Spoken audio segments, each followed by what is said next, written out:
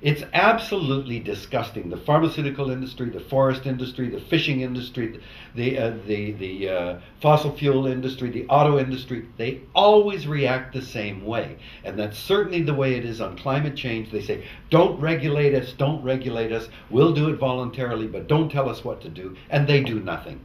It's time we got government leadership and start setting the regulations, and you say, you damn well live up to that. And if you don't want to be in our country, get the hell out. That's my attitude. And you know what they're doing right now? The auto industry, because they've refused to take government pressure to reduce their emissions.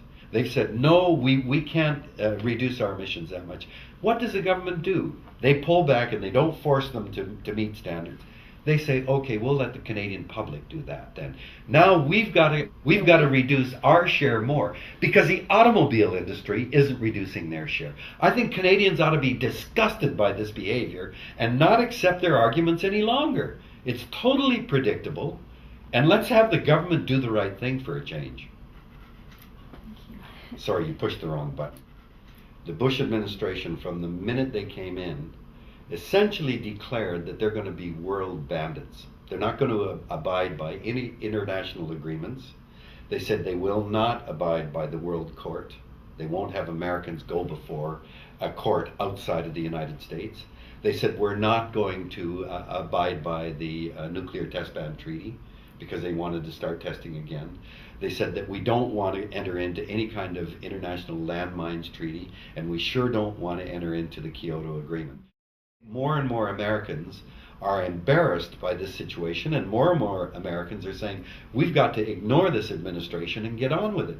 180 cities, mayors of cities in the United States, have now said, look, we're going to go on and beat Kyoto, and we're going to go for deeper cuts in the long run. You've got the governor of California, for heaven's sakes, Arnold Schwarzenegger, a Republican, who's now setting targets for California way beyond Kyoto for the entire state. You've got New York, you've got the eastern states that are now working together with the premiers of the eastern part of Canada and saying we've got to get on with not only reducing our emissions but mitigating the impacts because we're already feeling the effects. And I think Hurricane Katrina was a real slap in the face of the Bush administration that they haven't still come to grips with. That the kinds of things that happened as a consequence of these terrible hurricanes are going to continue, and that if they don't do something about it, they're just going to be hit again and again with a reminder that climate change is happening, and that it's going to get more severe unless we begin to reduce our emissions.